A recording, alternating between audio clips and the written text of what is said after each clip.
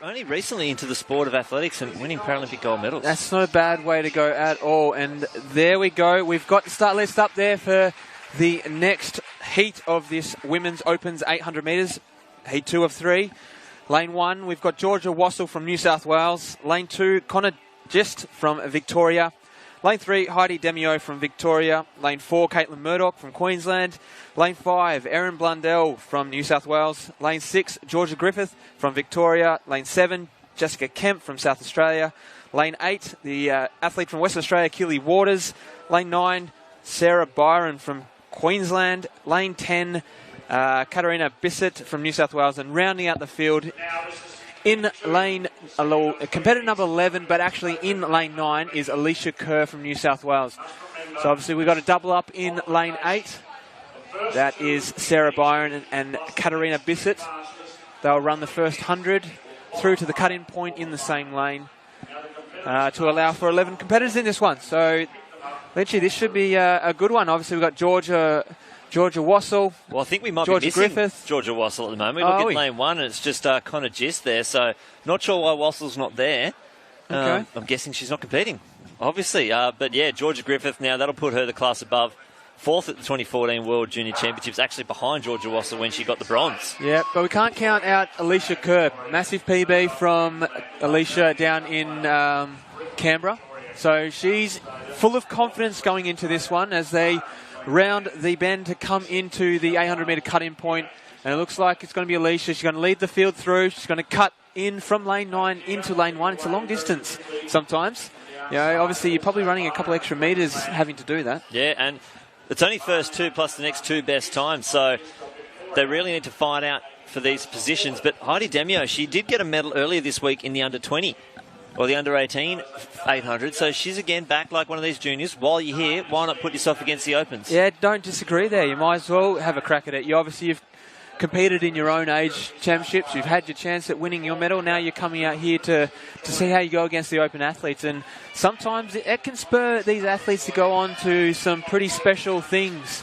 And right now we're going to see these ladies go through for the bell at 1:02.22. Obviously the pace is not super hot, but you wouldn't expect that in these heats. But off the front there, it looks like we've got Byron and Kerr. Just behind Gist and Griffith. So, as we said, Georgia Griffith, quickest in this field. She'll move down the back straight, just on the outside there. Make sure she sets herself up into a good position, coming into the bend with 200 to go. Yeah, Griffith and Keir, probably the 2 class athletes there. Connor Gist got a 2:08.40, and she's trying to hang on just behind them. But Griffith, 2:02, and I think that might be from one of those miles races down in Melbourne. They do have a lot of those distance and very big distance crews down there. Just very classy athlete, long striding, really coming on in leaps and bounds now from the World Junior experience.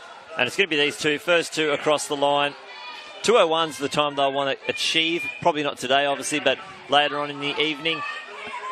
Or this week, sorry, but 2:07.32. And Alicia Keir taking that automatic qualifying position as well. Not as fast as the first heat.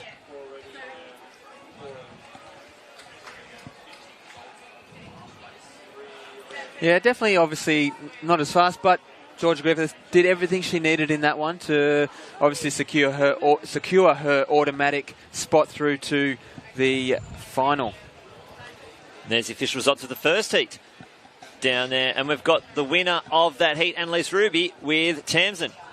Yeah, she was off the track pretty quickly. Did it very easy. Thank you. Yeah, it was good to get the heat out of the way. I'm always a bit nervous before the first race at Nationals, so I was happy just to be out here and it wasn't raining. That was a benefit. Talk us through, it's a new event. Was it a big decision to pull out of the 400 heats yesterday? Yes and no. I wanted to do both, and I'm still a 400 runner at heart, but doing the 800s, I knew I just needed to focus on it this year, and if I was going to do both, it probably would have left me a little bit split. So I made the decision with my coach a couple of weeks ago, just 800 but I'm going to nail it. So. Well, I tell you what, you look so smooth and controlled in that. Look like you've been doing them for years. Is that how it felt? Yes and no. I try and make it look that way, that's for sure. I definitely get a little alarm bell that goes up in my head when the bell goes off, like, hang on, you're meant to be done now. But as soon as you sort of forget about that and just get in the rhythm of the race, I think it comes naturally, so it's good. Yeah. The boys, sorry guys, we'll just get out here because there's a medal presentation happening. The boys are asking me because they've got this fashion cam going, of course, because, you know, Ben Offren's a fashion cam. Yep. So they want to know what's the do's and don'ts of running. Like, so what's something fashionable that you think is a do? Well, there's always the hair. I'm not a very good example today, but come Sunday, hopefully I'll have something done with my hair. There's always a braid or a ribbon. I think the sock coordination with the shoes. You don't want a big, ugly, fat sock sticking up from your spike. I go with a simple black ankle sock. That's kind of my look generally. And then, try and be bright. Be bold. Just work it. I think with Annie, guys, what you always have to look for is nail colour too, because she's always got the nails going. So what have you got today for these champs? So this is originally I had a big thing about not wearing nail polish. If I wore nail polish, I was going to run slowly. And then one day I was like, that is not a thing. I want to have fun with my nails. So I've matched the Puma kit this year. Gone for a hot pink, a bit fancy. I love it. So the do's are the nails and the don'ts are do not wear those big ugly socks.